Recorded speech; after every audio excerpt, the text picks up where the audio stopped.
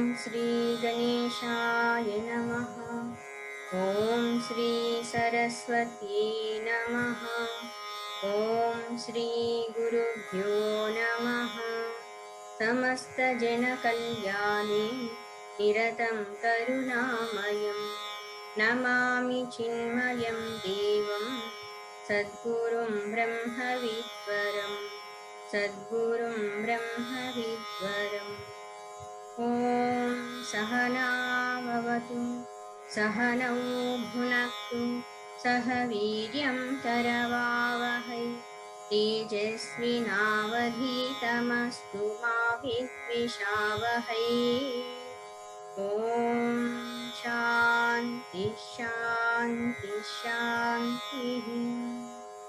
ओम नमः शिवाय ओम नमः शिवाय ओम नमः शिवाय ओम नमः शिवाय ओम नमः शिवाय ओम नमः शिवाय ओम नमः शिवाय ओम नमः शिवाय ओम नमः शिवाय ओम नमः शिवाय ओम नमः शिवाय ओम नमः शिवाय ओम नमः शिवाय ओम नमः शिवाय ओम नमः शिवाय ओम नमः शिवाय ओम नमः शिवाय ओम नमः शिवाय।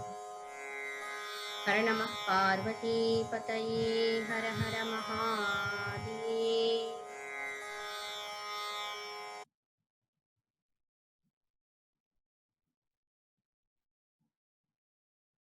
నారద భక్తి సూత్రాలు. క్షణార్ధమపి వ్యర్థం న నేయం. సమయం అన్నటువంటిది ఒకసారి గడిచిపోతే తిరిగి వచ్చేది కాదు, కాబట్టి సమయాన్ని వృధా చేయకూడదు అని చెప్తున్నారు.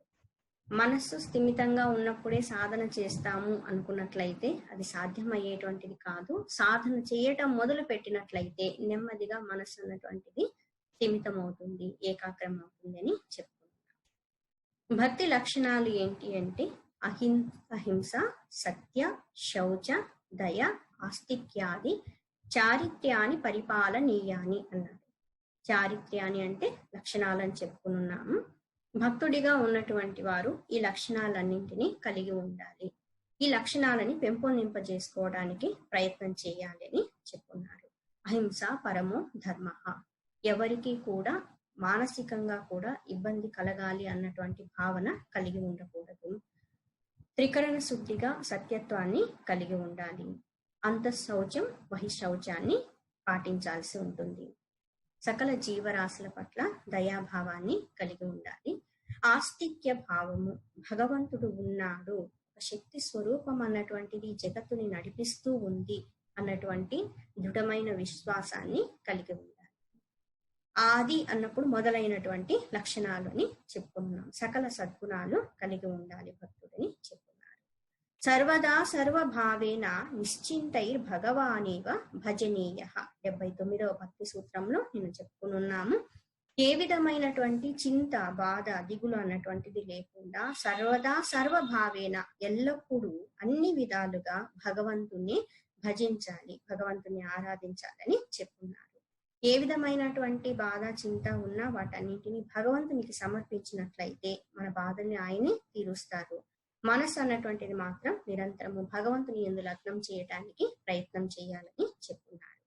సహ కీర్త్యమానః శీఘ్రమేవ ఆవిర్భవతి అనుభావయతి చ భక్తాన్. 80వ భక్తి సూత్రంలో సహా భగవంతుడు కీర్త్యమానః, ఆ భక్తుని చేత కీర్తింపబడినప్పుడు శీఘ్రమేవ ఆవిర్భవతి. శీఘ్రం అంటే వెంటనే, అనతి కాలంలోనే భగవంతుడు భక్తునికి దర్శన భాగ్యాన్ని కల్పిస్తారు, అతన్ని అనుగ్రహిస్తారని చెప్తున్నారు. అనుభావయతి అంటున్నారు. ఆ అనుభవం అన్నటువంటిది, భగవతత్వ అనుభవం అన్నటువంటిది భగవంతుడు కల్పిస్తారు. త్రిసత్యస్య భక్తిరేవ గరీయసి భక్తిరేవ గరీయసి. ఇది చెప్పుకోవాలి మనం రోజు. 81వ భక్తి సూత్రము. త్రిసత్యస్య, త్రి అంటే 3, సత్యము అంటే ఒక అర్థం ఎప్పటికీ నిలిచి ఉండేది అని, ఇంకొకటి కూడా సత్యము అంటే సత్ సత్ అన్నప్పుడు ఉనికి అంటారు, ఉనికిని కలిగి ఉన్నటువంటిది. ఇక్కడ భక్తి ఏవ గరీయసి అంటున్నారు. ఏవ అంటే అలోన్, అది మాత్రమే. భక్తి అన్నటువంటిది అన్నింటికంటే కూడా శ్రేష్టమైంది. ఈ 3 రకాల సత్యాలలో చూసినప్పుడు, ఇక్కడ 3 రకాల సత్యములు అన్నప్పుడు అనేక అర్థాలు వస్తాయి. ఒకటి వచ్చేసి ఏంటి అంటే 3 రకాల మార్గాలు అని తీసుకోవచ్చు. ఆ మార్గాలన్నింటిలోనికి ఈ భక్తి అన్నటువంటిది శ్రేష్టమైంది. ఇంకొకటి చూసినప్పుడు 3 రకాలు అన్నప్పుడు జాగ్రత్త, స్వప్న, సుషుప్తి అవస్థల్లో అన్నింట్లో కూడా భక్తిని ఆచరిస్తూ ఉండాలని తీసుకోవచ్చు. ఈ జగత్తులో ఎక్కడ 3, 3 అన్నటువంటిది ఉన్న వాటన్నింటిలో కూడా భక్తి అన్నటువంటిది శ్రేష్టమైంది, గరిష్టమైంది అని చెప్తున్నారు. భక్తిరేవ గరీయసి. ముఖ్యంగా మనం ఇంతకు ముందు చెప్పుకొని ఉన్నాము, మిగతా సాధన మార్గాల కంటే భక్తి మార్గం అన్నటువంటిది చాలా సులభమైనటువంటిది, శ్రేష్టమైనటువంటిది. ఫలరూపత్వాత్, స్వయంగా ఫలితాన్ని ఇవ్వగలిగినటువంటి శక్తి భక్తి మార్గానికి ఉంది. 82వ భక్తి సూత్రం.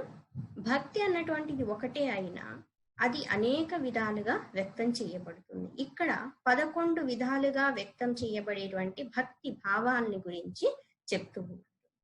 మనకి మన సంబంధ బాంధవ్యాల్లో చూసినట్లయితే ఒక్కొక్క వ్యక్తి ఇంకొకరి పట్ల వ్యక్తం చేసేటువంటి ఆ ప్రేమ భావం అన్నటువంటిది వేరుగా ఉంటుంది. తల్లి ప్రేమ ఒకలాగా ఉంటుంది, స్నేహితుల ప్రేమ ఇంకొకలాగా ఉంటుంది. సో ఇక్కడ వచ్చేసి ఏంటంటే ఎవరెవరు భగవంతుని పట్ల ఏ విధమైనటువంటి భక్తి భావాన్ని వ్యక్తం చేస్తారు, ఎందులో ఆసక్తి ఉంటుంది అన్నటువంటి చెప్తూ, ఏ విధంగా అయినా సరే ఆ భగవంతుని యందు ఆసక్తిని కలిగి ఉన్నట్లయితే అది భక్తిగా మారి ఉన్నతమైనటువంటి స్థితిని మనకి కల్పిస్తుందని చెప్తున్నారు.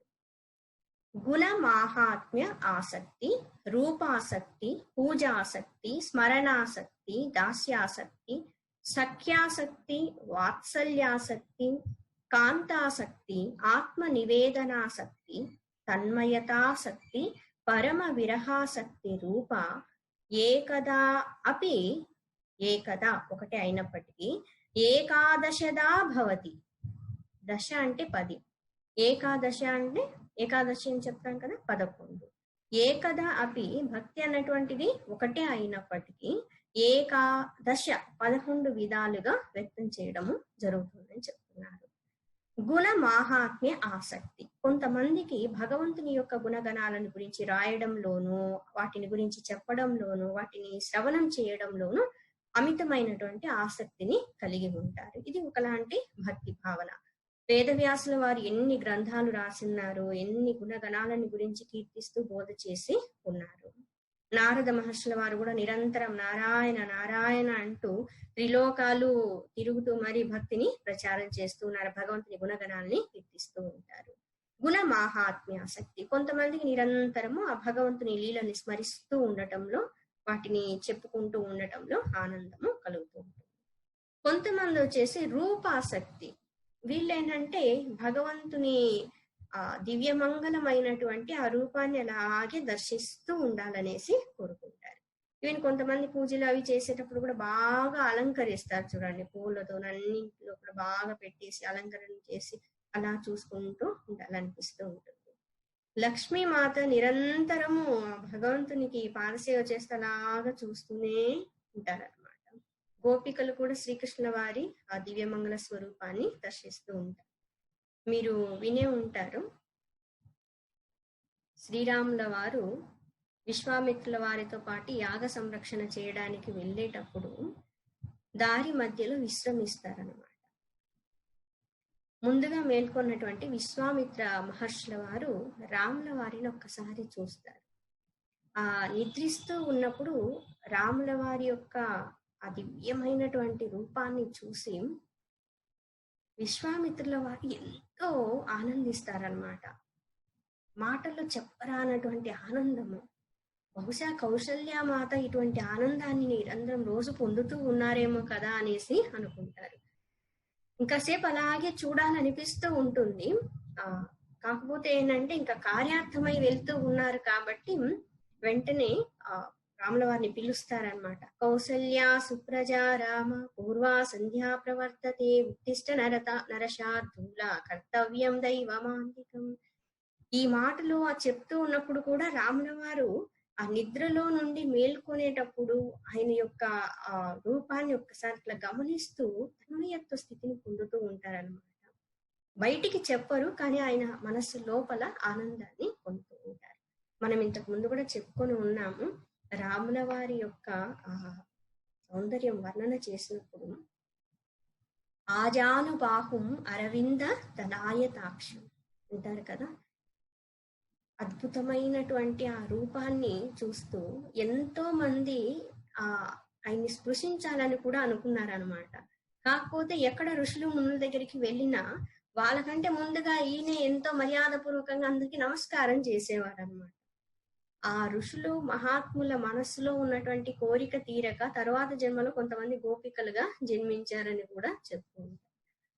ఇక్కడ వచ్చేసి రాముల వారు మిథిలా నగరంలో ప్రవేశించినప్పుడు అందరూ కూడా ఆయన దివ్య మోహన రూపాన్ని చూసి అందరూ స్మరిస్తారనమాట, చెప్పుకుంటూ ఉంటారు. ముల్లోకాల్లో ఇటువంటి దివ్యమైన రూపం ఎక్కడైనా ఉంటుందా, భూమి మీద ఇంతవరకు ఎప్పుడూ ఇటువంటి రూపాన్ని మనము చూడలేదు కదా అనేసి అందరూ కూడా రాముల వారిని కోరుకుంటారు అనమాట. శ్రీకృష్ణుల వారి గురించి ఇంకా వర్ణన చెయ్యనక్కర్లేదు. కృష్ణ అంటేనే ఆకర్షణ స్వరూపం. ఎటువంటి వాళ్ళైనా ఆయన ఒక్కసారి మందహాసం చేసేసరికి మైమర్చిపోతారు అందరూ. సో కొంతమందికి రూపాసక్తి ఉంటుంది. అయితే ఈ రూపాసక్తి అన్నటువంటిది బాహ్య ప్రపంచంలో భౌతికమైనటువంటి వాటి పట్ల ఉన్నట్లయితే అది బంధన కారణం, దుఃఖానికి కారణం అవుతుంది. భగవంతుని యొక్క, అమ్మవారి యొక్క, మహాత్ముల యొక్క ఆ దివ్య రూపాన్ని చూస్తూ ఉన్నట్లయితే మనలో దివ్యత్వం అన్నటువంటిది కలుగుతుంది, ఆనందం అన్నటువంటిది కలుగుతుంది. గోపికలు ఒకసారి అంటారనమాట, ఈ బ్రహ్మదేవుల వారు సృష్టి ఏంటి ఇలా చేస్తున్నారు, నిరంతరము మా కృష్ణుని అలా చూసుకుంటూ ఉండిపోకుండా ఈ కళ్ళకి రెప్పలు వేయడం ఎందుకు ఇచ్చారో కదా అనేసి అంటారు అన్నమాట. నిరంతరం చూడడానికి అవకాశం లేకుండా. సో కొంతమందికి రూపాసక్తి ఉంటుంది, ఇది కూడా భక్తి భావం. ఇంకొంతమంది పూజాసక్తి. ఎప్పుడు కూడా భగవంతునికి కావలసినటువంటి పూజకు కావలసినటువంటి ద్రవ్యాలన్నీ ఏర్పాటు చేసుకోవడము, ఆ పువ్వులు కానీ అలంకరణలు చేయడం కానీ, ఆ పండ్లను తీసుకొని రావడం కానీ, భగవంతునికి సంబంధించినటువంటి వస్తువులన్నీ శుభ్రం చేస్తూ ఉండటము. కొంతమంది అయితే మహారాజులై చక్రవర్తులై ఉన్నటువంటి వాళ్ళు కూడా వాళ్ళే స్వయంగా దేవాలయాలకు వెళ్ళి అక్కడంతా శుభ్రం చేసి భగవంతునికి కైంకర్యాలన్నీ కూడా చేస్తూ ఉండేవారు అనమాట. మనం ఇంతకు ముందు చెప్పుకొని ఉన్నాము భక్తి సూత్రాల్లో పారాశర్య వేదవ్యాస మహర్షుల వారు కూడా భక్తి అంటే ఈ పూజలో మొదలైన వాటిల్లో భక్తి అన్నటువంటిది అమితమైనటువంటి అనురాగం, పూజ చేయడం యందు అనురాగాన్ని కలిగి ఉండటమే భక్తి అని చెప్పుకున్నారు. సో కొంతమందికి పూజ ఆసక్తి ఉంటుంది. ఇంకొంతమంది ఏంటంటే స్మరణాసక్తి అంటున్నారు. స్మరణ అంటే నిరంతరము కూడా తలుస్తూ ఉండటము. స్మరణాసక్తి ఈ భక్తిని కలిగి ఉన్నటువంటి వాళ్ళకి మంచి ఉదాహరణ వచ్చేసి భక్త ప్రహ్లాదుల వారు, ధ్రువుల వారు నిరంతరము కూడా ఆ భగవంతుని స్మరిస్తూ ఉండేవారు.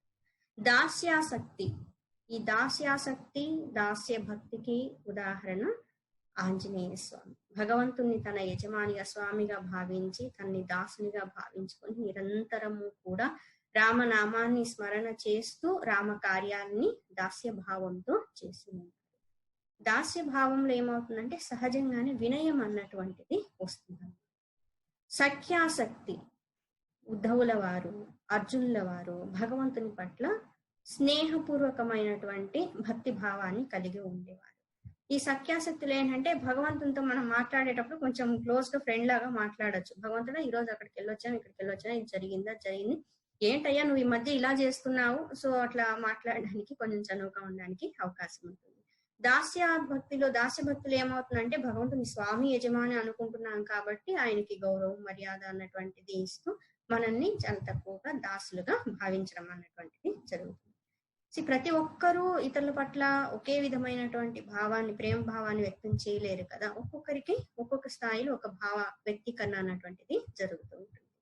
సో కొంతమంది భక్తులు భగవంతుని తన స్నేహితుడిగా సఖుడిగా భావిస్తూ ఉంటారు. ఇంకొంతమంది వచ్చేసి వాత్సల్య ఆసక్తి, భగవంతుని తమ బిడ్డగా భావించి ఆయన పట్ల భక్తి భావాన్ని వ్యక్తం చేస్తారు. దీనికి మంచి ఎగ్జాంపుల్ యశోదామాత. ఏమని చెప్పాలి యశోదామాత యొక్క వాత్సల్య భావన అన్నటువంటిది. మీరు దామోదర లీల గురించి విని ఉంటారు. కృష్ణుడు అన్ని ఆగడాలు చేస్తూ ఉన్నారనేసి కంప్లైంట్ ఇవ్వడానికి వస్తారు అందరూ భక్తులు. యశోదమాత ప్రారంభ దశలో చెప్తూ ఉండేవారు, ఏంటమ్మా ఇంత చిన్న బాలకుణ్ణి ఇన్ని విధాలుగా మీరు విమర్శించడం మంచిది కాదు, అసలు ఇల్లు దాటి బయటికే వెళ్ళడు, ఇన్ని మాటలు అంటున్నారే, మీకు ఇది తగింది కాదమ్మా అంటారు. పాపం వాళ్ళ బాధ వచ్చేసి, ఎక్కడ బాలకుడమ్మా వచ్చి చూడండి ఎన్ని ఘనకార్యాలు చేస్తూ ఉన్నాడో మీ కుమారుడు, ఇలా అయితే మేము ఊర్లో కూడా ఉండటానికి అవకాశం ఉండేలా లేదు అని అంటారు. అలా కాదమ్మా, నిజంగా తప్పు చేస్తే శిక్షిస్తాను అని అంటారు. గోపికలందరూ ఒకసారి మాట్లాడుకొని ఈసారి డైరెక్ట్ గా ఇంటికి వచ్చి దొంగతనం పాలు పెరిగి దొంగతనం చేసేటప్పుడు పట్టుకొని మరి తీసుకెళ్లాలి అనుకుంటారు. ఈ లీల ఎన్నిసార్లు చెప్పుకున్నా స్మరిస్తూ ఉన్నా ఆనందంగా అనిపిస్తుంది. కృష్ణ వారు వాళ్ళ ఇళ్ళకి వెళ్తారనమాట అనేక రూపాలు. వెళ్ళినప్పుడు వాళ్ళు డైరెక్ట్ పట్టుకుంటారు. ఆహా, ఇన్ని రోజులు ఇన్ని తప్పులు చేస్తూ ఉన్నావు, ఎన్ని చెప్పినా కూడా మీ అమ్మగారు వినడం లేదు, నమ్మడం లేదు, ఈ రోజు చేతికి దొరికావు, ఇప్పుడు ఏం చేస్తారో మీ తల్లి చూద్దాం, శిక్షించరేమో అనేసి అందరూ కూడా ఒక్కొక్క గోపిక చేతికి ఒక్కొక్క కృష్ణుడు దొరికింటారనమాట. అందరూ తీసుకొని వెళ్తారు. అది తీసుకుని వెళ్ళిన తర్వాత, అమ్మా యశోదమ్మ రావమ్మా, నీ కొడుకు ఎన్ని ఘనకార్యాలు చేసినా తప్పులు చేశాడంటే నమ్మలేదు కదా, ఈ రోజు వచ్చి చూడండి పట్టుకొని వచ్చాము దొంగతనం చేస్తూ ఉంటేను అనేసి అందరూ గట్టిగా పిలుస్తూ యశోదమ్మ బయటికి రావమ్మా అంటూ ఉంటారు. ఆవిడికి ఎవరో బయట వచ్చి కొంచెం గొడవ చేస్తున్నట్లుగా అనిపించి బయటకు వచ్చి చూస్తారు. అందరూ గోపికలు వచ్చి నిలబడి ఉంటారు. ఏంటమ్మా అందరూ కట్టబెట్టుకుని ఒకేసారి వచ్చేసారి, ఏం జరిగింది అని అంటారు. ఇంకేం జరగాలమ్మా, చూడండి కృష్ణుడు ఈ విధంగా పట్టుబడ్డాడు, దొంగతనం చేస్తుంటే పట్టుకొని వచ్చాము, ఇప్పుడు ఏం చేస్తారో చేయండి, శిక్షించండి అనేసి అందరూ ఇలా కృష్ణుని ముందుకు తీసుకురావాలని ఇట్లా చెయ్యి అనబోతారు. చూస్తే ఒక్కరి దగ్గర కూడా కృష్ణుడు లేడు. యశోదమాత అంటారు, ఏంటి కృష్ణుడేంటి, కృష్ణుడు బయటికే వెళ్ళలేదు, ఎక్కడో కృష్ణుని తీసుకొచ్చామంటున్నారంటే వాళ్ళు ఒకరి ముఖాలు ఒకరు చూసుకునేసి, ఏం లేదమ్మా ఊరికే వచ్చాంలేండి, కృష్ణుని తీసుకొచ్చామనుకున్నాము కనపడడం లేదు అని అంట. ఈ లోపు తల్లి వెనకాల నుండి చిన్ని కృష్ణుడు నెమ్మదిగా బయటకు వచ్చి తొంగి చూస్తాడు. ఈ గోపికల బాధ చూడాలి, పట్టుబడినట్లే పడి తప్పించుకుపోయి మాయమైపోయి ఇలా వస్తున్నాడు అనేసి వెనక నుంచి వచ్చి, అమ్మా ఏంటమ్మా అని అమాయకంగా అడుగుతాడు అనమాట. ఏం లేదులే నాయన, ఏదో తీసుకొచ్చామని ఏదో మాటలన్నీ కలిగొలి మాటలు చెప్తూ ఉన్నారు వీళ్ళు, నువ్వు మంచివాడు అని నాకు తెలిసి నమ్మనులే అనేసి అంటారు. ఆవిడ వెనక్కి తిరిగి వెళ్ళిపోతూ ఉంటే కృష్ణుడు కొంచెం వెనక్కి వచ్చేసి, మీరందరూ నన్ను పట్టుకోలేకపోయారో అనేసి వాళ్ళని హేళన చేస్తారనమాట. ఇలా అనేక ఆగడాలు చేసి కొన్ని సందర్భాల్లో కృష్ణుడు నిజంగా తప్పులు చేస్తున్నారన్న విషయం యశోదమాతకి కన్ఫర్మ్ అనమాట, తెలిసిపోతుంది. ఎప్పటికప్పుడు శిక్షించాలనుకుంటూ ఉంటారు, కానీ అమాయకమైన ముఖం పెట్టుకునేసి అమ్మా పాలు కావాలమ్మా అనేసి అట్లా వస్తూ ఉండేసరికి పాపం కోపం అంతా మర్చిపోయేవారు అనమాట, ప్రేమగా చూసుకునేవారు. ఒకసారి ఈ దామోదర లీల సమయంలో, ఈ రోజు ఎలా అయినా సరే నేను శిక్షిస్తాను అనేసి తాడు తీసుకొని రోలికి కట్టబోతారు. ఆవిడ పాపం పెరుగు అవన్నీ చిలుకుతూ వెన్న తీస్తూ ఉంటే ఆ సమయానికి వచ్చి పాలు కావాలని అడగడము, ఆవిడ పాలు ఇస్తూ పొయ్యి మీద పాలు పొంగిపోతున్నాయనేసి కృష్ణుని వదిలేసి వెళ్తారనమాట. నన్ను వదిలేసి వెళ్తారా, నాకంటే ఆ పాలు పొంగిపోయే పాలు ముఖ్యమనేసి కోపం వచ్చేసి రాయి తీసుకొని ఆ కడవని పగలగొట్టేసి కుండని అక్కడ ఉన్నటువంటి వెన్న అవి తీసుకొని వెళ్ళి పెరడులోకి వెళ్ళేసి అక్కడ ఉన్నటువంటి వానరాలకి అన్నింటి కూడా పెడుతూ ఉంటారు ఒక రోజు మీద కూర్చొని. తల్లి వచ్చి చూసి చాలా కోపడి ఇంకా శిక్షించాలనుకుంటారు. పట్టుకోవడానికి పరిగెడుతూ ఉంటే ఎంతకీ దొరకడు ఆ కృష్ణుడు. చుట్టుపక్కల వాళ్ళందరూ వచ్చి చూస్తూ ఉంటారనమాట. ఆహా, ఈరోజు యశోదమ్మ కొడుకుని శిక్షిస్తోందంట, చూద్దాం రండి అనేసి. ఎప్పుడైనా మనం ఏదైనా పని చేస్తున్నప్పుడు ఇంకా ఎవరైనా చూస్తూ ఉన్నారనుకోండి, అప్పుడు ఇంకా పర్ఫెక్ట్ గా చేయాలనేసి ప్రతి ఒక్కరు అనుకుంటారు కదా. సో ఇక్కడ వచ్చేసి అందరూ వచ్చి చూస్తున్నారు, ఈ బాలకుడు ఏమో పట్టుబడ్డం లేదు, ఆవిడ చాలా చాలా కష్టపడిపోతూ ఉంటారనమాట. పరిగెట్టి పరిగెట్టి ఇంకా చాలా శ్రమగా అనిపిస్తూ ఉంటుంది. చివరికి కృష్ణుడు పట్టుబడ్డాడు, అమ్మ బాధ చూడలేక తల్లి కోసం. కానీ తాడు తీసుకొని కట్టబోతూ ఉంటే 2 అంగుళాలు తక్కువ వస్తూ ఉంటాయి. ఇంకొక తాడు ముడి వేసి దానికి జాయిన్ చేసి మళ్ళీ చుట్టి కట్టబోతే మళ్ళీ 2 అంగుళాలు తక్కువ వచ్చాయి. అందరూ చూసి నవ్వుతూ ఉన్నారన్నమాట. ఆవిడ బాధ, ఇంకా కళ్ళల్లో నీళ్ళు వచ్చేస్తూ ఉంటాయి. చిన్న బాలకుని బంధించలేకపోతున్నాను.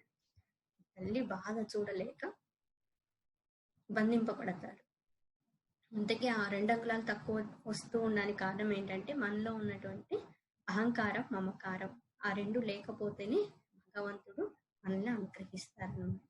సో ఇక్కడ బంధించి వెళ్ళిన తర్వాత లీలలో మనందరం వినే ఉంటాం. తర్వాత వృక్షాల మధ్య నుంచి రావటము, ఆ వృక్షాలలో ఉన్నటువంటి గంధర్వుల్ని ఉద్ధరించడం, అదంతా జరుగుతుంది. ఇదంతా ఎందుకు చెప్పుకుంటున్నాము అంటే వాత్సల్య భక్తిలో ఆ యశోదామాత పొందినటువంటి అనుభూతి, ఆనందం, ఇవన్నీ పరీక్షిత్ మహారాజ్ గారు వింటూ ఉన్నప్పుడు సుఖ మహర్షుల వారిని అడుగుతారనమాట. ఓ మహాత్మా మహర్షి, ఎన్నో వేల సంవత్సరాలు ఘోరమైన తపస్సులు చేసినటువంటి మహాత్ములకు కూడా భగవంతుడు పట్టుబడరే, ఎంతో మంది భక్తుల హృదయాల్లో కూడా అంత సులభంగా ఆయన నిలబడరే, అటువంటిది ఒక సామాన్యమైనటువంటి స్త్రీమూర్తి, ఆవిడకి ఎలా పట్టుబడ్డాడు భగవంతుడు? యోగేంద్రుల హృదయాలలో కూడా నిలవనటువంటి భగవంతుడు ఆమె చేతికి ఎలా బంధింపబడ్డాడు? అటువంటి వాత్సల్యమైన అపూరితమైనటువంటి ఆ భావాన్ని ఆవిడ ఎలా పొందగలిగింది? ఆయనకి పాలు ఇవ్వడము, ఆయనకి స్నానం చేయించడము, ఆయనకి అలంకరణ చేయడము, ఆయన ఉయ్యాల్లో వేసి చూస్తూ ఉండటం, ఇవన్నీ కూడా ఎలా సాధ్యమై ఉన్నాయి అంటే వాళ్ళు చేసుకున్న పుణ్యం ఏమి అని అడిగినప్పుడు నందబాబా యశోదమ్మ అప్పుడు చెప్తారు, ఇంతకు ముందు జన్మలో ధర్మ సంస్థాపన చెయ్యడం కోసము నారాయణ భగవానుడు భూమి మీద ఉద్భవించబోతూ ఉన్నప్పుడు భూమాత వచ్చి అందరి దేవతల్ని, బ్రహ్మదేవుల వారిని, విష్ణుమూర్తిని వేడుకున్నప్పుడు ఆ భూమిని ఉద్ధరించడం కోసం భగవంతుడు భూమి మీదికి వెళ్ళేటప్పుడు అనేక మంది దేవతలు, గంధర్వులు, వీళ్ళందరూ కూడా అనేక రూపాల్ని పొంది భూమి మీదకి వచ్చి ఉన్నారు. అనేక మంది ఋషులు, మునులు కూడా ఆ అవతారంలో ఉన్నప్పుడు భగవంతుణ్ణి చూడాలి అనేసి అవతరించడం జరిగింది, భూమి మీదకి వచ్చి ఉన్నారు. వాళ్ళల్లో వచ్చేసి ధర అన్నటువంటి ఆవిడ, ఇప్పుడు యశోదామాతగా ఉన్నటువంటి ఆవిడ వచ్చేసి ద్రోణుడు, ధర అనేటువంటి వాళ్ళు భగవంతుని పట్ల మాకు వాత్సల్య పూరితమైనటువంటి భక్తి భావం ఉండాలి, మా కుమారుడిగా భగవంతుడు ఉండాలి అనేసి బ్రహ్మదేవుల వారిని కోరుకొని ఉన్నారు. ఆయన వరాన్ని అనుగ్రహించున్నారు.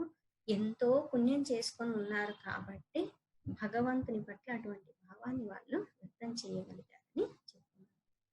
సో నిరంతరము భగవంతుని ఆ వాత్సల్య భావంతో చూస్తూ ఉండటం వల్ల ఈవెన్ భగవంతుడు ఎవరికి కట్టుబడినటువంటి ఆయన ఆ మాతృ ప్రేమకి కట్టుబడతారన్నమాట. సో ఇది వాత్సల్య ఆసక్తి అని చెప్తున్నారు. కౌసల్యామాత శ్రీరామచంద్ర ప్రభు పట్ల కలిగి ఉన్నటువంటి కాంతాసక్తి. కొంతమంది వచ్చేసి భగవంతుని తమ భర్తగా భావిస్తారు, తమని ఒక స్త్రీమూర్తిగా భావించుకుంటూ భగవంతుని పట్ల భక్తి భావాన్ని వ్యక్తం చేస్తారు. కృష్ణావతారంలో రుక్మిణీ మాత, ఇట్లా అనేక మంది భగవంతుని యొక్క గుణగణాలని వింటూ ఆయన్నే పొందాలి అనేసి కోరుకునేసి, ఇదేంటంటే జీవ బ్రహ్మ ఐక్య స్థితికి మార్గాలు అన్నమాట ఇవన్నీ కూడా భక్తిలో. సో ఆ భగవంతుని గురించి శ్రవణం చేస్తూ ఆయన్ని పొందాలి అనుకొని కోరుకొని ఆ కాంతా భావాన్ని కలిగి ఉండటం జరిగింది. కొంతమంది మహాత్ములు ఇప్పుడు కూడా ఈ మధుర భక్తి అన్నటువంటిది వ్యక్తం చేస్తూ ఉంటారు భగవంతుని పట్ల. ఆత్మ నివేదన అంటే తనని తాను సంపూర్ణంగా భగవంతునికి సమర్పించుకోవటం. దీనికి మంచి ఉదాహరణ బలి చక్రవర్తి. గురువు గారు చెప్తూ ఉన్నా వచ్చినటువంటి వారు సామాన్యులు కాదు, సాక్షాత్తు విష్ణుమూర్తి అని తెలిసినప్పటికీ కూడా 3 అడుగుల నేలను అడిగేసి నేను సర్వనాశనం చేస్తారనేసి గురుగారు చెప్పినప్పటికీ కూడా ఆయన మాత్రం ఇచ్చిన మాట తప్పకుండా ఆత్మ నివేదన చేసుకుంటారు. 3వ పాదం ఎక్కడ పెట్టాలంటే పెట్టవయ్యా శిరస్సు మీద అనేసి చెప్తున్నారు. సో ఇక్కడ వచ్చేసి సర్వ సమర్పణ భావన అన్నమాట. ఇది ఒక విధమైనటువంటి భక్తి. తర్వాత వచ్చేసి కాంతాశక్తి, ఆత్మ నివేదనాశక్తి, తన్మయత, తత్మయం. తత్ అంటే అది, తత్మయం అంటే దానితో ఏకత్వాన్ని పొందడం. ఇక్కడ అది అంటే భగవతత్వం, భగవంతుడు, భగవంతునితో ఏకత్వ స్థితిని పొందటం. ఇటువంటి భక్తులు వచ్చేసి సారూప్య ముక్తిని పొందుతారు, ఇంకొంతమంది సాయుజ్య ముక్తిని కూడా పొందుతారు. ఎప్పుడు భగవంతునిలాగే ఉండాలి అనుకోవడం అన్నమాట. భగవంతుని యొక్క ఆ రూపం ఉన్నట్లుగా ఉండాలనుకోవడం, భగవంతునిలాగే ఆ లక్షణాలని కలిగి ఉండాలనుకోవడం. ఇంకొకటి వచ్చేసి భగవంతుని గురించి నిరంతరము చింతన చేస్తూ చేస్తూ చేస్తూ తమని తాము పూర్తిగా మర్చిపోయి ఆ భగవంతుని యొక్క ఆ తత్వంతో ఏకత్వాన్ని పొందటం. దీన్ని తన్మయతాశక్తి అని అంటారు. మైమరపు, తనని తాను శరీర మనోబుద్ధుల స్థాయిలో మర్చిపోయి భగవతత్వం మాత్రమే నిలిచి ఉన్నట్లయితే దాన్ని తన్మయ స్థితి అని చెప్తారు. మనకి భౌతిక ప్రపంచంలో ఏదైనా ఒక వస్తువుని గురించి కానీ వ్యక్తిని గురించి కానీ నిరంతరము చింతన చేస్తూ చేస్తూ ఉన్నట్లయితే మన మనస్సు అంతా కూడా దానితో నిండిపోవడం జరుగుతుందన్నమాట.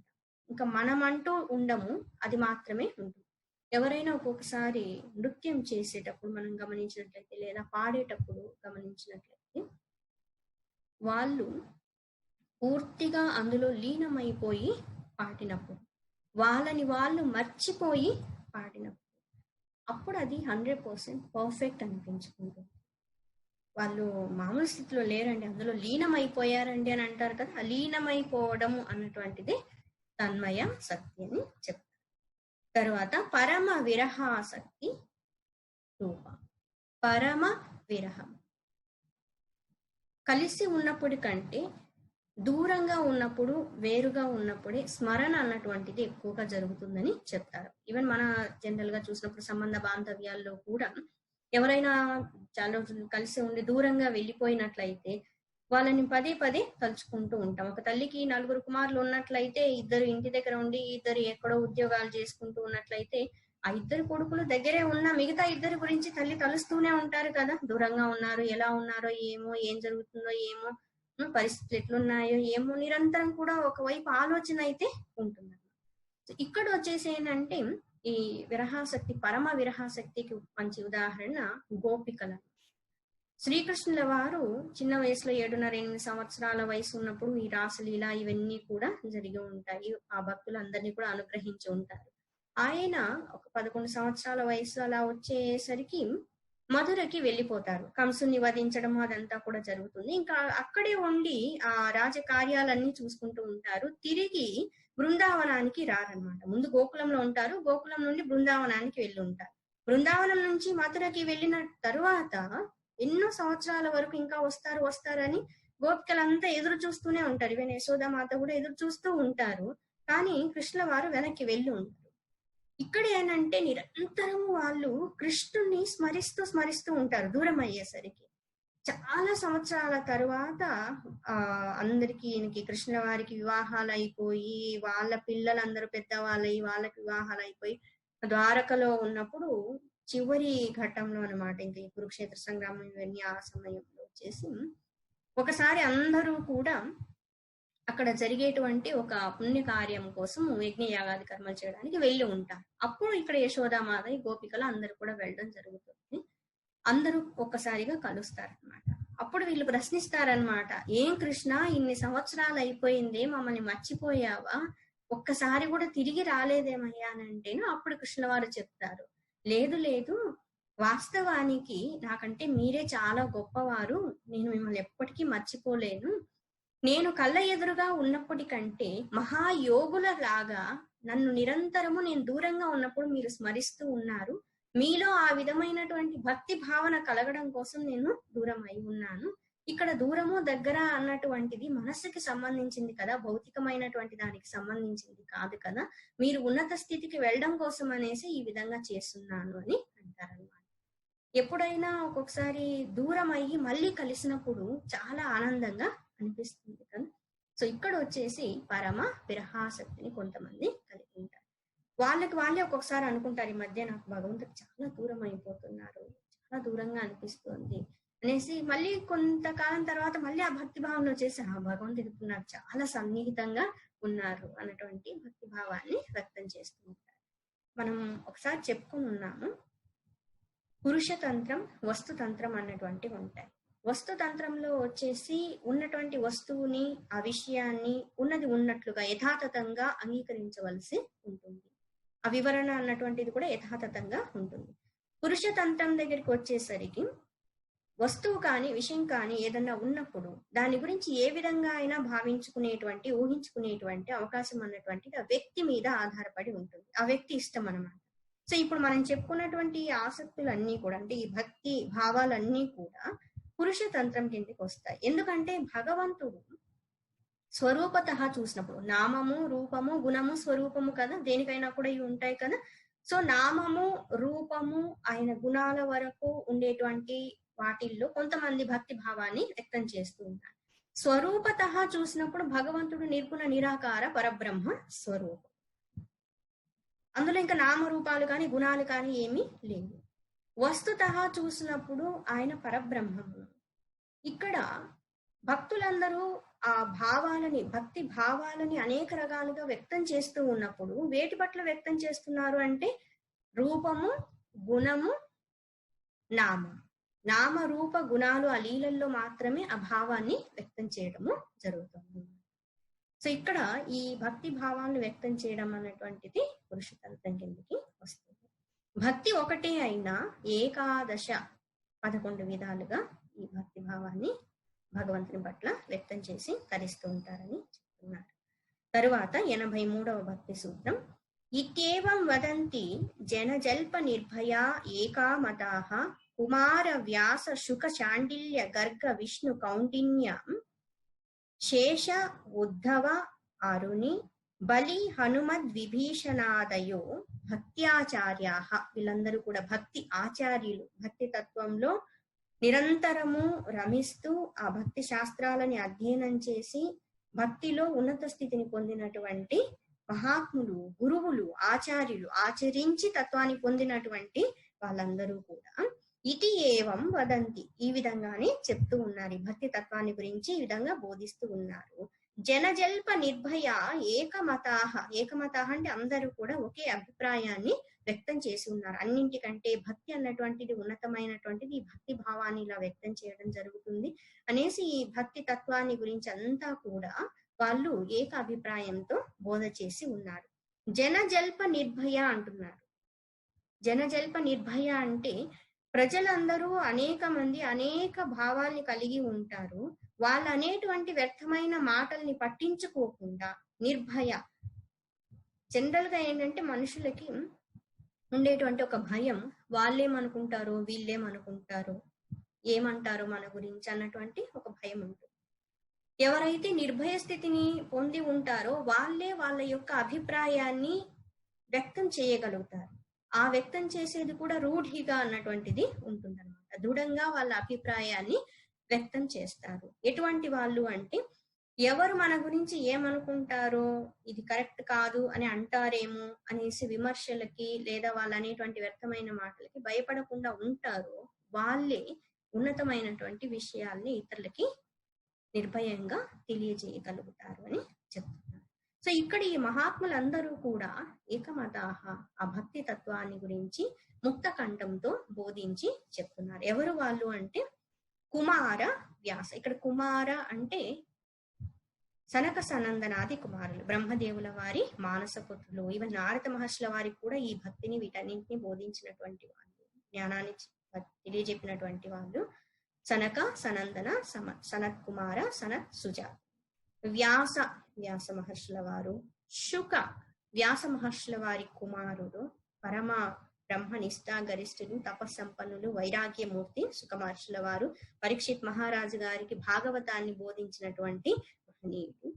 శాండిల్య, మనం ఇంతకు చెప్పుకొని ఉన్నాము. శాండిల్య ఋషి, గర్గ ఋషి గురించి కూడా చెప్పుకొని ఉన్నాము. ఈ భక్తి తత్వం అన్నటువంటిది భగవంతుని యొక్క గుణాన్ని కీర్తించడము అనేసి, తర్వాత ఆత్మతత్వం యందు నిరంతరము నిలిచి ఉండి ఆత్మానందాన్ని పొందటమే భక్తి అని కూడా ఈ ఆచార్యులు బోధ చేసి ఉన్నారు. ఇక్కడ విష్ణు అన్నటువంటి ఆయన కూడా ఒక భక్తి ఆచార్యుడు అనమాట. భగవంతుని పేరు విష్ణు అన్నటువంటిది ఋషి పేరు కూడా.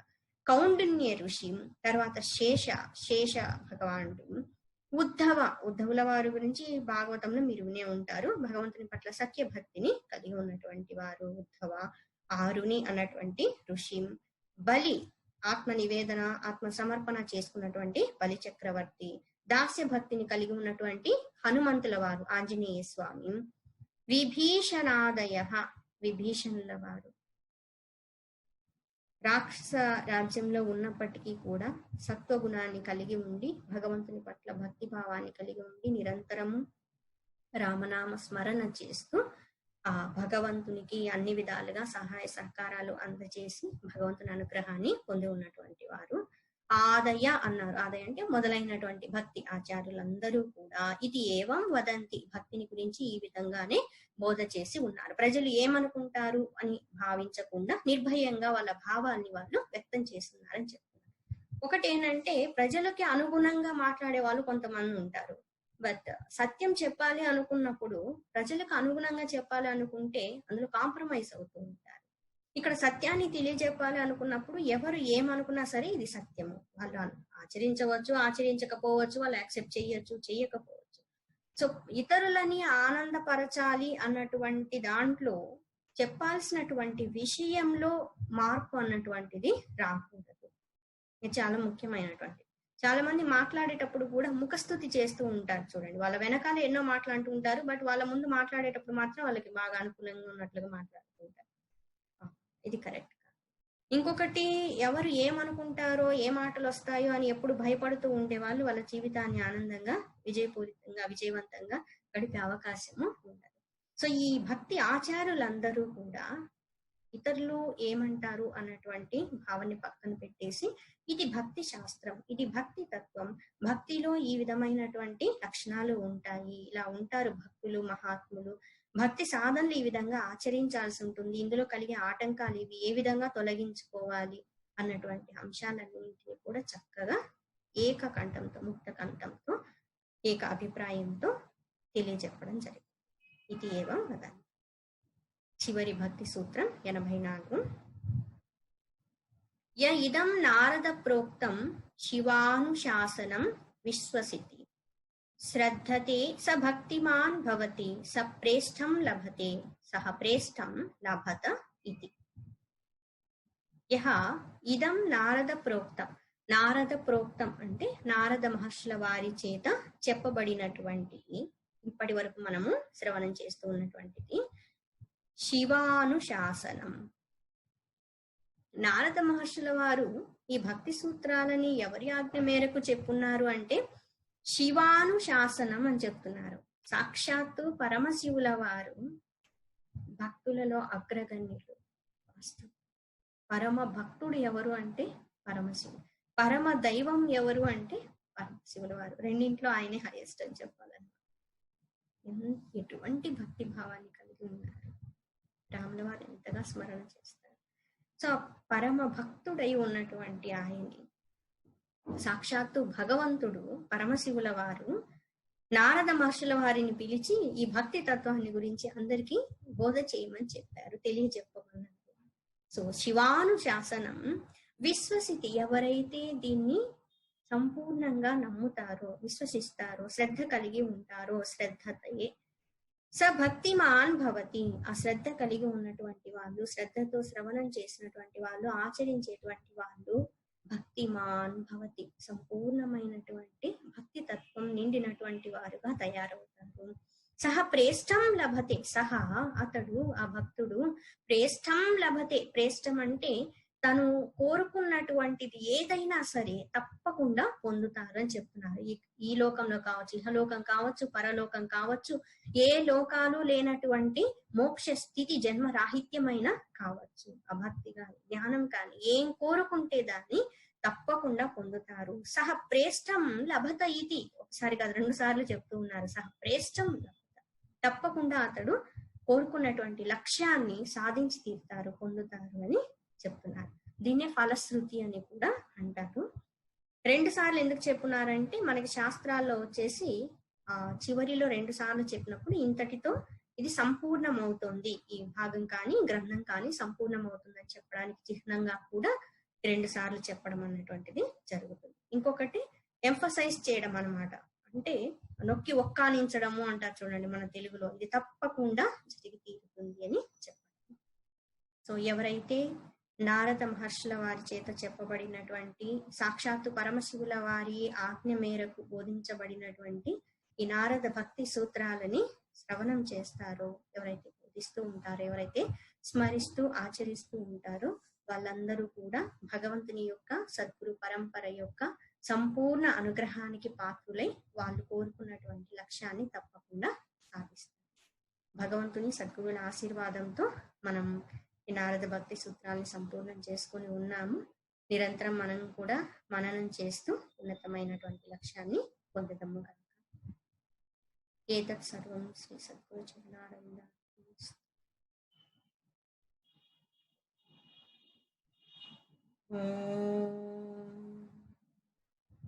లోకా సమస్తా సుఖినో భవంతు.